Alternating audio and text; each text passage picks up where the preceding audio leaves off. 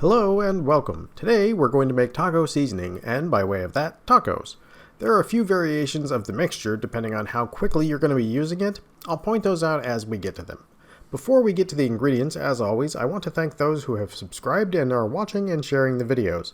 It helps a lot with the channel and it makes me smile. And if you have not already subscribed and you like this video, subscribe for more like it. For the seasoning, we need 1 teaspoon paprika, 1 teaspoon chili powder, 1/2 teaspoon crushed red peppers, 1/2 teaspoon salt, a half a teaspoon of pepper, 1/2 teaspoon cumin, 1/2 teaspoon Mexican oregano.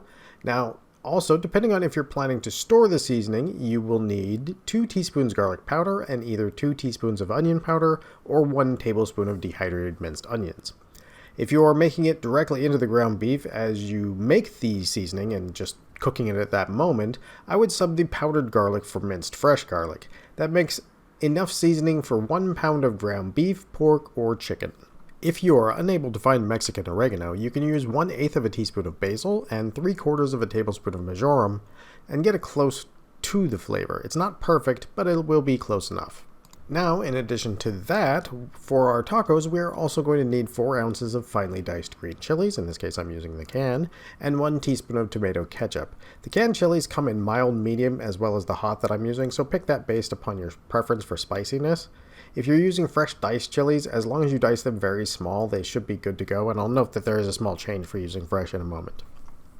Before we begin cooking, we want to turn our oven on to warm or whatever the lowest setting of your oven is and put our taco shells in there to let the oil start to get a little warm and they'll start flowing, and this will make sure the tacos don't crack and fall apart while you're eating.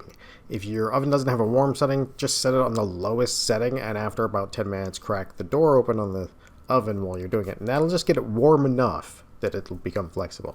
You can also do this by microwaving the shells on medium for about 15 seconds at a time and then letting them rest a minute and doing another 15 seconds on medium. But I have noticed the texture does change ever so slightly with the microwave version, so I do prefer the oven since the texture doesn't change, it just makes them slightly more flexible without any actual texture changes. This works for both corn and flour tortillas as well as taco shells and makes them all a little bit easier to eat. This is one of the things that restaurants do that most people at home don't do, and it makes the meal a bit nicer. Now, beginning with our ground beef, if you're using non-stick pans, you will not need any oil added since the beef will render out enough fat to cover it easily and it will not burn. If you're using anything else, a light layer of oil in the pan is going to be a good idea. I'm using 80-20 beef here, and I would not recommend much more fat than that ratio because the taco meat will be overly oily in texture on the tongue, and the tacos will drip a lot and be messy, and that's not something you want. Since we'll be unable to reduce the fats down enough to not leave an oily residue on all of the surfaces of the taco meat. With 80-20 beef, we can get the liquid part down to where there's still oil, but the mouthfeel will not be overly greasy, and it will thicken to form its own sauce. This sauce is going to be transporting most of our flavor, so we want it to cling to the meat instead of puddling like it would if there was too much liquid. As it reduces, it will get stickier and more clingy, but since it started with a large amount of moisture, it also means that the flavors will be completely mixed, since the volume of the liquid was able to fully absorb all the spices. We then reduce the liquid to intensify the flavors and reduce the perception of oil or grease. We want to cook this for about 2 to 3 minutes to get most of the beef started cooking. The reason we are waiting a bit to add our spices is to allow the ground beef to begin rendering out its fat, and this will make sure that none of our spices burn while the pan is mostly empty of liquid. Once most of the meat is no longer pink or red, we want to add our ingredients. For the best taste and to make sure we don't get any pockets without all of the flavors, we'll want to stir everything in about every 3 ingredients or so, just to make sure it's all mixed in well. Now, I mentioned that if you wanted to store the seasoning for later use, it stores for months with only a slight loss in flavor. In that version, you want to use powdered garlic instead of the fresh minced that I'm using here. For the minced dehydrated onions, using powdered or fresh can actually make a nice change. I use the dehydrated minced in mine because I find some of the textures and flavors that it intensifies during the dehydrating to be some of the best flavors of the onion, and they also absorb some of the liquids while cooking. The canned chilies I'm using here are hot, but they do make them in mild and medium. If you can't find those or want a fresh pepper for your tacos, I would just dice in a whole jalapeno, and don't be overly worried if it's 4 ounces or not, just use the whole thing. But you will want to add them to the pan at the beginning of the cooking time so that they have enough time to sweat down properly and sweeten up a bit. Now, I do want to point out that I made my own chili powder for this from dried California peppers. I will have a video out this week on how to make that. The reason I'm separating it from this is to make it easier to find if you want to make it in the future. Instead of trying to figure out what video I did it in, you can just search for it by name and there will be a short reference video showing just that one thing, so it also shouldn't be too long time-wise. Any chili powder will do though for this recipe. I find California peppers to have a nice fruity flavor, and that is why I chose that type of chili powder for the recipe. Now from there we have one small difference on how much work you're going to need based on the pan you're using. If the pan you're using is not non-stick, you will need to pretty much stay there and keep stirring every minute or two. If you're using a non-stick pan like I am, you really only need to stir every 4 to 5 minutes or so. I usually do a bit of cleaning or make the side dishes while it's cooking away in the background. Now this takes about 15 to 20 minutes in a non-stick pan and about 12 to 16 minutes with cast iron or steel. So in a moment we'll just jump ahead and see how we want it to turn out.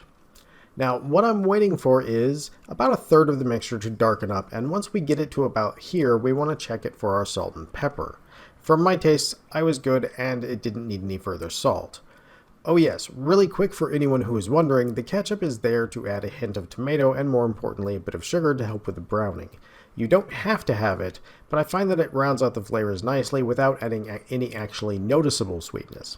Once it looks like this, we are ready to go.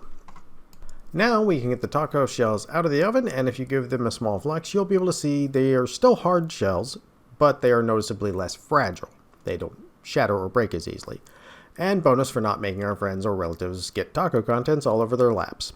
From here, you just want to stack all of our ingredients. I start out with the refried beans for my base, and I actually have a video on how to make your own refried beans, and they're a great match to this recipe, and I'll try to remember to put a link to that in the description. This order helps our taco shells stay firm by not letting the meats and sauces or any other wet things reach the bottom of the taco shells. So after that, we have the taco meat, and followed in my fiance's case by sour cream and then her cheese, and finally a little bit of salsa on top. I myself can't have dairy, so mine were just mostly meat, beans, salsa, and it's not really aesthetically pleasing, so no pictures of that one. And with that, we have tacos. This recipe is actually my fiance's. We wanted tacos, and with 2020 being as it has been, we were sort of disinterested in leaving the house. So she looked up a bunch of taco seasoning blends and decided which flavors that she had seen in there that she wanted in hers, and went off to the kitchen and started testing mixes. A few tacos later, she has her taco recipe. I was so impressed by the taste she had come up with that I actually asked her if I could share it with you guys, and she said yes, which was really nice of her. We paired this with my refried bean recipe, and they made some of the best beef tacos I've had in years. If you were to want to customize it into your own version, which I would suggest you do, I would start at the chili powders. Both the paprika and the chili powder can be changed out for different types of chili powders. Ancho, Thai, New Mexico chili powders are all great swaps.